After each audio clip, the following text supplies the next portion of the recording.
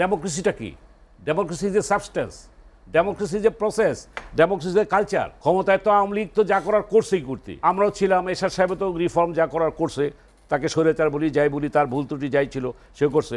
BNP তো ক্ষমতায় ছিল। এই যে গণতান্ত্রিক ব্যবস্থা যে হয় নাই, এই দায় কিন্তু কম বেশি সব দলের আসে, আওয়ামী লীগের সবচেয়ে বেশি। সব সংস্কারে হাত দিয়ে তো পারা যাবে না। যতদিন যাচ্ছে মানুষ কিন্তু অস্থির হয়ে যাচ্ছে। এই কারণে আপনি দেখেন ছাত্ররা বরঞ্চ যে সময় ওই যে ট্রাফিক কন্ট্রোল করতে গেছে এটা ভালো ছিল, এখন কিন্তু সেটা নাই, কারণ পুলিশের ঠিক মতো কাজ করতেছে না। আমি আমার ড্রাইভারে জিজ্ঞাসা করলাম পুলিশ কাজ করতেছে কেন? কয় স্যার এরা তো টাকা দিয়ে চাকরি নিচ্ছে, এদের কমিটমেন্টটা নেই, এখন তো টাকার ইনকাম নাই। গোলাম সরার মিলন ভাই, যেটা নিয়ে আলোচনা করছিলাম, আপনি বলছিলেন তারেক রহমানের বক্তব্যের সূত্র ধরে, সেখানে কিন্তু তিনি তিনটি বিষয়ে অগ্রাধিকার উল্লেখ করেছেন: জনপ্রশাসন, আইন শৃঙ্খলা বাহিনী এবং নির্বাচন কমিশন। অগ্রাধিকার ভিত্তিতে বিবেচনায় নেওয়ার জন্য বলেছেন তিনি।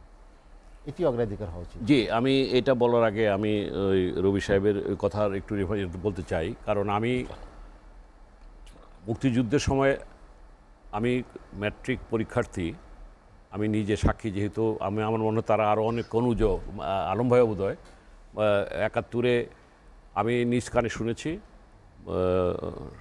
শহীদ রাষ্ট্রপতি জিয়াউর রহমান সাহেব ২৭ তারিখ সকাল ১১টায় যে ভাষণটার কথা বললাম, এটা আমার নিজ কানে শোনা। আমি মানে এটা একটু ক্লিয়ার করলাম, জাস্ট আমি শেয়ার করলাম। এক নম্বর, আগে তো উনি দিয়েছেন, এর আগে দিয়েছেন। দুই নম্বর হলো যে যেটা বেশি হয়েছে, যে মানুষ বেশি হয়েছে, এটাকে কি বলে, জাগ্রত হয়েছে, চার্জ হয়েছে যে হ্যাঁ আমাদের এখন মুক্তিযুদ্ধেই করতে হবে। সেই ভাষণটার ২৭ তারিখ সকাল ১১টায় সেটা দিয়ে জাতিকে অনেক, মানে এটা ওইটা তো ধরেন চিটাগাঙে করছিল, সেটা হয়তো প্রথমে তার ইউনিটকে করছিল, তারপর নিজেও করছিল। যাই হোক, ওটা আমাদের আজকের আলোচনার বিষয় না। এই যে আপনি যেটা তারেক রহমান সাহেব যেটা বলছেন, সব সংস্কারে হাত দিয়ে তো পারা যাবে না। মানে মানুষ কিন্তু চাচ্ছে, যতদিন যাচ্ছে মানুষ কিন্তু অস্থির হয়ে যাচ্ছে। এই কারণে আপনি দেখেন ছাত্ররা বরঞ্চ যে সময় ওই যে ট্রাফিক কন্ট্রোল করতে গেছে এটা ভালো ছিল, এখন কিন্তু সেটা নাই, কারণ পুলিশের ঠিক মতো কাজ করতেছে না। আমি আমার ড্রাইভারে জিজ্ঞাসা করলাম পুলিশ কাজ করতেছে কেন? কয় স্যার এরা তো টাকা দিয়ে চাকরি নিচ্ছে, এদের কমিটমেন্টটা নেই, এখন তো টাকার ইনকাম নাই। আচ্ছা, গেল এটা। তো এখন এইটাকে সুস্থির, এই যে তারা যে আছে, এটাকে মানে দ্রুত পদক্ষেপ নিতে হবে। স্পেসিফিক রোডম্যাপটা যদি এরা দিয়ে দেয়, যে যে কথার কথা তারেক রহমান সাহেব বললেন, কিংবা এরাও যেটা ছটা কমিটি করছে, তো ৬ জন হেড করে, এরা যদি আগামী ৩ মাসের মধ্যে এটা একটা রোডম্যাপ দিয়ে দেয় যে আমরা এই ৩ মাসে এটা করব, পরের 3 মাসে পলিটিক্যাল পার্টির সাথে আলোচনা করব, যে কারণে আমি কিন্তু বলছি 1 বছরের উপরে যাওয়ার কোনো প্রশ্নই ওঠে না। এর মধ্যে পরবর্তী ইয়েতে আগামী সেপ্টেম্বর, অক্টোবর, নভেম্বরের মধ্যে নির্বাচনের দিকে চলে যাওয়াটা এটা বুদ্ধিমানের কাজ হবে। এটা হলো আমার অভিমত, এটা আপনারা করতে পারেন। আমি কেন এইটুকু সময় দিতে চাই, এটা তো অন্য তত্ত্বাবধায়ক সরকার না যে আসলে রুটিন ওয়ার্ক করলো 3 মাসের মধ্যে নির্বাচন করে যাবে। নো, এটা এই 24-এর এই 36শে জুলাইয়ের আকাঙ্ক্ষা ছিল, যেটা আলম ভাই বললেন, যে রাষ্ট্র সংস্কারের যেমন এরা অসীম কাজ করবে না, প্রয়োজনীয় মিনিমাম বেসলাইনটা করবে। ডেমোক্রেসিটা কি? Democracy is a substance, democracy is a process, democracy is a culture. ক্ষমতায় তো আওয়ামী লীগ তো যা করার করছেই করতে, আমরাও ছিলাম। এরশাদ সাহেব তো রিফর্ম যা করার করছে, তাকে স্বৈরাচার বলি যাই বলি, তার ভুল ত্রুটি যাই ছিল সে করছে। বিএনপি তো ক্ষমতায় ছিল। আজকে বিএনপি যেই কথাগুলি বলছে, যেটা জনগণের মনে এক আস্থার জায়গাটা আসতেছে। আমরা যদি কেউ এখন প্রশ্ন করে, বিএনপি তো আগে ক্ষমতায় ছিল, কিন্তু তখন তো এই রিফর্মগুলি করলে আজকে এই অবস্থাটা আসতো না। আমি যেটা বুঝাতে যাচ্ছি, এই স্বাধীনতার 52 বছরে আমরা যারা রাজনীতি করছি, বিএনপি বলেন, আওয়ামী লীগ তো আরও বেশি। ওই যে একজন বিএনপির এক নেতা আপনার এখানে বলছিল যে এরশাদ সাহেব, আমি যেমন বলতাম যে আওয়ামী লীগের নেতাদেরকে যে এরশাদ সাহেবের স্বৈরাচার বলেন, তো এরশাদ সাহেব যদি স্বৈরাচার হয় তা আপনারা কোন আচার? তো এখন কথা হলো কি, যে আওয়ামী লীগ যেটা করছে সেটা তো আমরা কথা হলো কি, এই যে গণতান্ত্রিক ব্যবস্থা যে হয় নাই, এই দায় কিন্তু কম বেশি সব দলের আসে, আওয়ামী লীগের সবচেয়ে বেশি। কারণ এই ৭১ থেকে ৭৫ পর্যন্ত সে এক দল করছিল। বললাম যে ৭১ পর্যন্ত শেখ মুজিব বঙ্গবন্ধুকে আমি স্বীকৃতি দিতে রাজি আছি। এরপরের কর্মকাণ্ড আমরা মানে মানুষ এদেশের স্বীকৃতি দেবে না, কারণ সেই গণতন্ত্রকে হত্যা করছে। তারপরে যতবারই ক্ষমতা আসছে, তারা ফ্যাসিস্ট, স্বৈরাচারী, দুর্নীতি সব কিছুই তারা সমস্ত প্রতিষ্ঠানগুলিকে ধ্বংস করে গেছে। তো এইগুলিতে আমরা একমত। সুতরাং আমি যেটা বলছি, ডেমোক্রেসি যদি একটা সাবস্টেন্স হয়, এরা এটা দিলে এটা একটা প্রসেসের ব্যাপার। আমরা একদিনের গণতন্ত্র চাই না, ওই একদিন ইলেকশন হইলো আর ওই সরকার গঠন হলো। নো, এটা এইটাকে একটা এমন আজকে এই 24-এর আকাঙ্ক্ষাটা হলো যে আমরা এমন একটা রূপরেখা দেওয়া হবে, ওই যে থিওরি হিসাবে আসবে, প্র্যাকটিসের জন্য তো সময় লাগবে। সে নির্বাচিত সরকার এগুলি প্র্যাকটিস করবে, অন্যান্য দল এগুলি করবে। আজকে আমি বলি আমাদের দল, যেমন আমাদের মধ্যে বিভাজন আছে, আপনারা জানেন।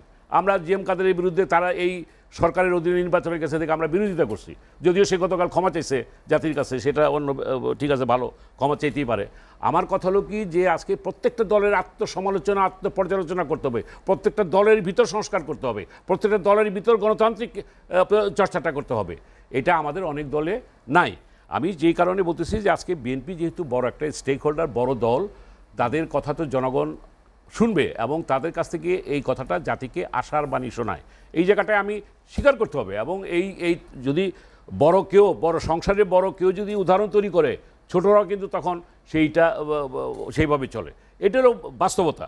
তো আমি যে কথা লাস্টে বলতে চাই যে এই সরকারকে যৌক্তিক সময় কিন্তু প্রতিটা দল, বিএনপি থেকে আরম্ভ করে প্রতিটা দল, সুর কিন্তু একটা জায়গায় ঐক্যমত হয়ে আছে যে দিতে রাজি আছে, কিন্তু সেটা অনন্তকাল তো নয়, সেটা যৌক্তিক সময়। সেই যৌক্তিক সময়টা, যেমন আমি আমার ইয়ে থেকে বলছি 1 বছর, এখন বলে সেই কতটা সময়ের মধ্যে তারা করবে এটা তাদের বলতে হবে। এই কথা না বলা পর্যন্ত আমার মনে হয় এই অস্থিরতা কমবে না এবং নির্বাচনের ক্লিয়ার একটা রোডম্যাপ দেশ উঠবে। জি, টেকসই গণতন্ত্রের জন্য সংস্কার প্রক্রিয়া শেষে নির্বাচনী রোডম্যাপে দেশ উঠবে এমন প্রত্যাশার কথাও জানিয়েছেন তারেক রহমান। জি, শুনেছেন, সেই প্রত্যাশা আসলে কত দূরে যদি আনুমানিক ধরতে পারি? না, প্রত্যাশা তো আমি তো একটা টাইম ফ্রেমের কথা প্রস্তাবনা বলেছি যে আগামী বছরের শেষার্ধে কিংবা এর পরের বছর 1 জানুয়ারির মধ্যে একটা নির্বাচন হবে বলে প্রত্যাশা করছি, জনগণ প্রত্যাশা করছে, কারণ এটা অনন্তকাল চলতে পারে না, এটা বলিয়ে গেছে।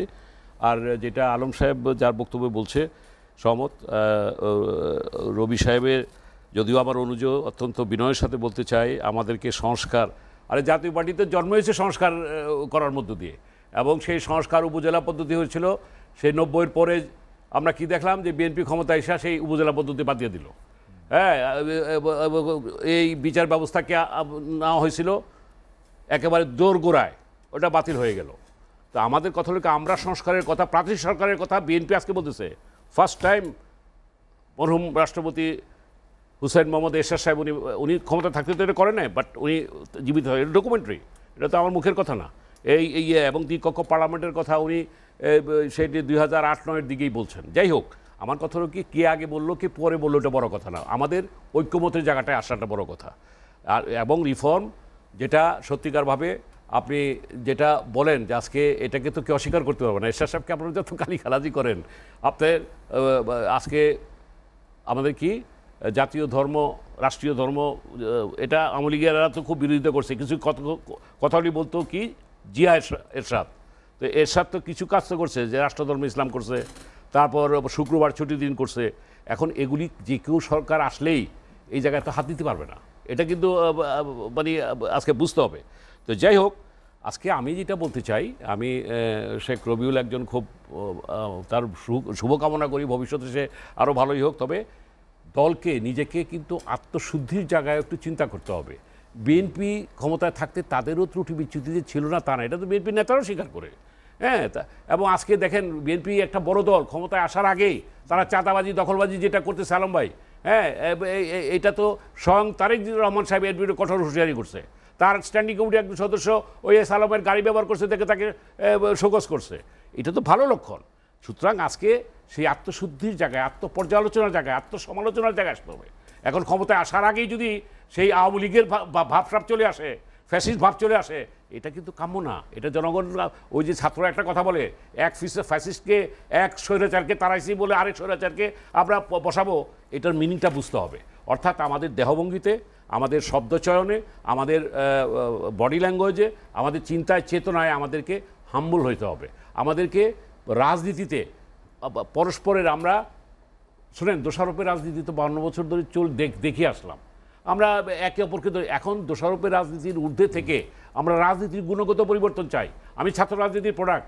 আজকে ওরা যেটা বলতেছে যে ছাত্র রাজনীতি তারা চায় না, কিন্তু ছাত্র রাজনীতি থাকবে, ট্যাক্স সলিউশন করতে হবে। আমি যে জায়গায়, এই জায়গাটা একটু বলতে চাই, প্রসঙ্গ না থাকলেও সংস্কার দরকার, যে আমি শেষ করি, যে ছাত্র রাজনীতির একটা কোড অফ কন্ডাক্ট থাকা দরকার, যে দলীয় ছাত্র লীগ গেছে, ছাত্র দল থেকে এই হলগুলি দখল করবে, এটা যাতে না হয়। সুতরাং মেধাদের ভিত্তিতে যাতে সবাই হয় এবং সেখানে একটা রাজনীতির একটা গুণগত পরিবর্তন মিলন ভাই, হবে। আপনাকে অসংখ্য সেটাই ধন্যবাদ। বলবো যে এই যে সময় নেই। লাস্ট লাইন, আপনার 90-এর পরিবর্তনের পরও কিন্তু 3 জোটের রূপরেখা হয়েছিল, বাস্তবায়ন হয় নাই। এইবার আমি অনুরোধ করব, নিশ্চয়ই এই জায়গায় সহমত পোষণ করবে শেখ রবি সাহেব এবং আলম ভাই, এবার বাস্তবায়ন আমরা দেখতে চাই, জি। একটা রাজনৈতিক চুক্তি, সামাজিক চুক্তি হওয়া দরকার।